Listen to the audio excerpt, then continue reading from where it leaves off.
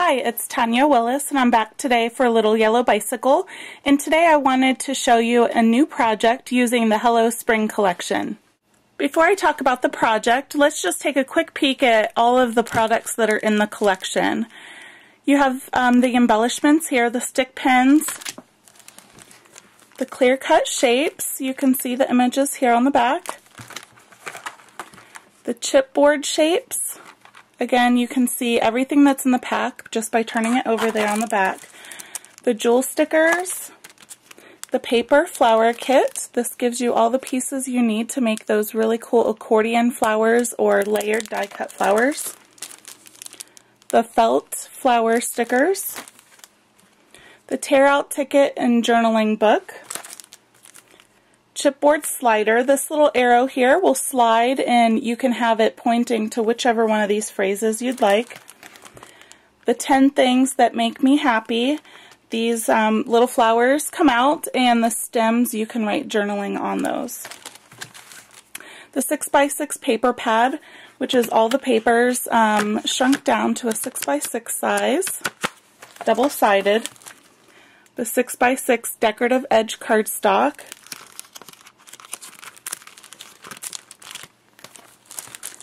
The dimensional stickers, the fabric favorites. Again, these are chipboard covered with a fabric texture. Cardstock stickers, these are the favorite pieces. Cardstock stickers, the fresh verse. The crocheted butterflies. And then we have several pattern papers. It's kind of hard to get these all in the screen here. But all of them have a solid on the background or a slight tone on tone. You can see that there in the periwinkle. So there's no real surprises with the product that's in the collection. If you've been a fan of Little Yellow Bicycle products for a while, you'll know that these products are pretty much the same from collection to collection. A few little things will change here and there, but you always have the dimensional stickers, the fresh verse, the favorite pieces. So everything I'm going to tell you in this video can apply to any of the collections. You don't have to have the Hello Spring collection to create a layout like this. You can use the techniques and the tips that I tell you using any of the collections, or you can mix and match the collections even. Just a few weeks ago, on National Scrapbook Day, we asked our blog readers what types of projects do you want to see more of from the Biker Chicks, and one of the things that came up repetitively was, show us how to use our scraps and our leftovers. So today I want to give you some ideas on how to put your scraps and your leftover pieces from each collection to use on a layout, and I want to show you how I minimize the clutter and the amount of items that I need to store. So that I'm not taking up so much space in my studio. So the first thing I want to show you is when I have a sticker sheet left like this, there's just a few items left. I don't like wrestling with trying to put these back in the plastic, because no matter how carefully I fold over that plastic edge with the adhesive on it, it always wants to get stuck to that. So it drives me absolutely bonkers. So what I do is I take these sheets, leave the stickers on the backing, and then I just cut each of the elements apart. It just takes a few seconds just to cut it out, and then what I do is I take this little container, the plastic container that the chipboard comes in, and I put all my little parts and pieces for the one collection in this one container with the chipboard. So I have chipboard in here, I have the clear shapes in there, I even have some mulberry flowers that are part of a different manufacturer. It's not Little Yellow Bicycle. And then I even take my journaling ticket books and I rip out the few tickets that are left. And then I can just take my jewel stickers out of that plastic so I don't have to wrestle with it, and lay it right there, and then it all closes up nice and neat. And then I just have to store this one thing, and it even has a little hole there.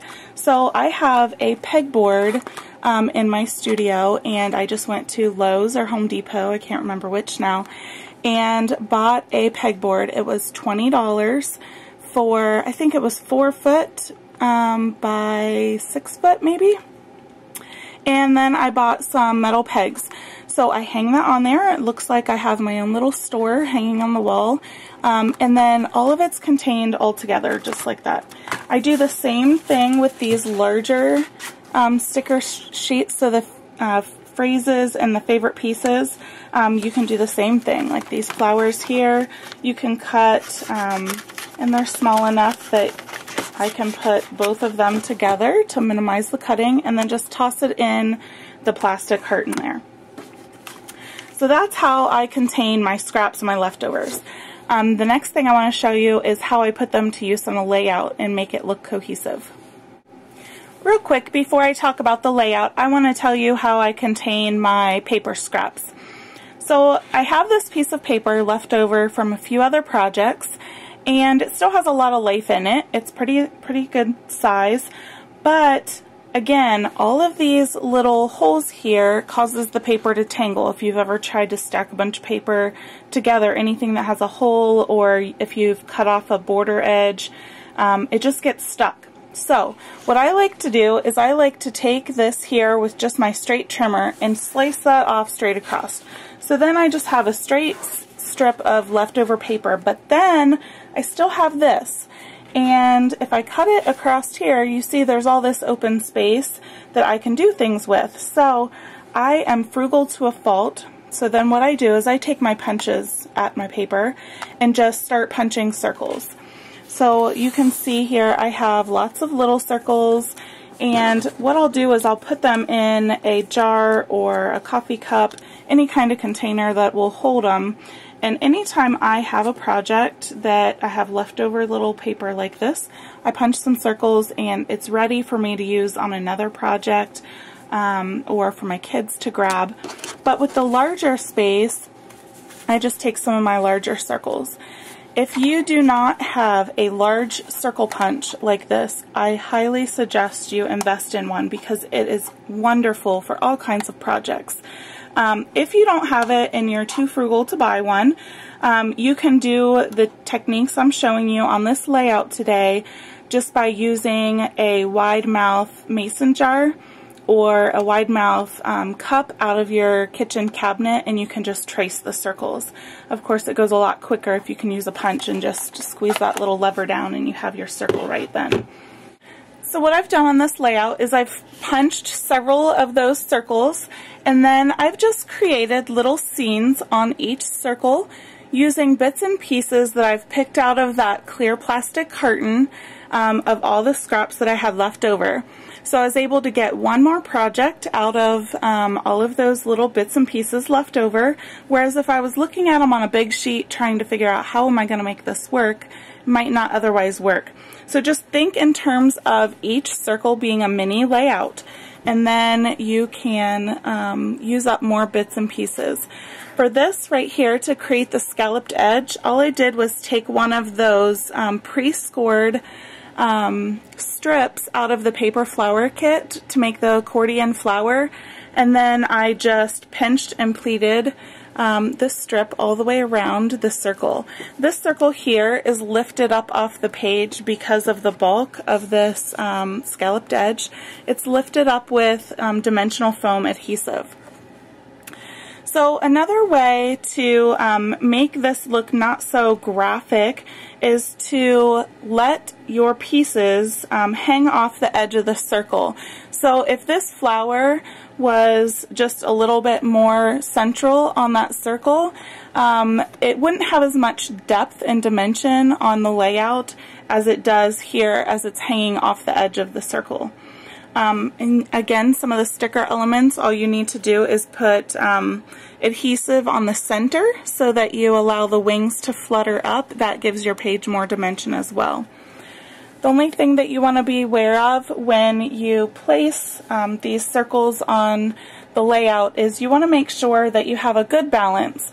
So here I have a circle that has a heavy visual weight, and then the one beside it doesn't have as much dimension or as much product, so the visual weight that it carries is a lot less.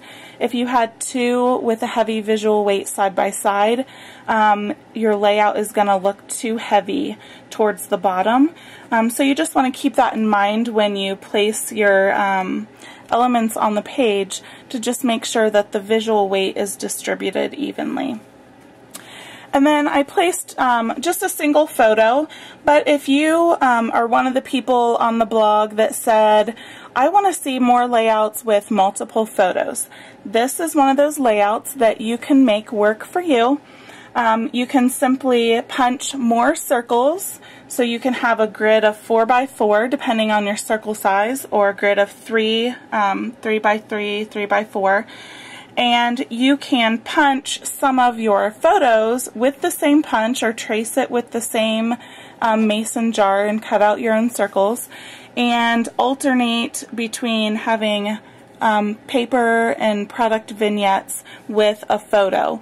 So you can replace like this circle here with just a circle photo.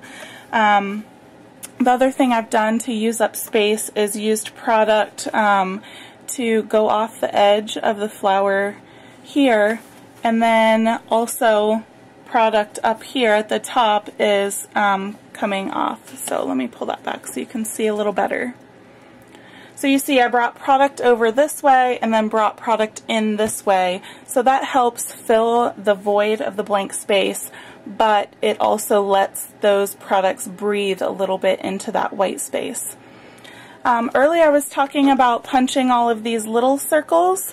You can recreate this same paper, because this is one of the papers that you don't see in every collection. We do have a decorative edge 12 by 12 paper in every collection, but a lot of times it's round or a different shape and it just doesn't have this fun edge. But you can use some of these circles from all the collections of pattern paper you have left over and recreate this same look using any color background cardstock that you want.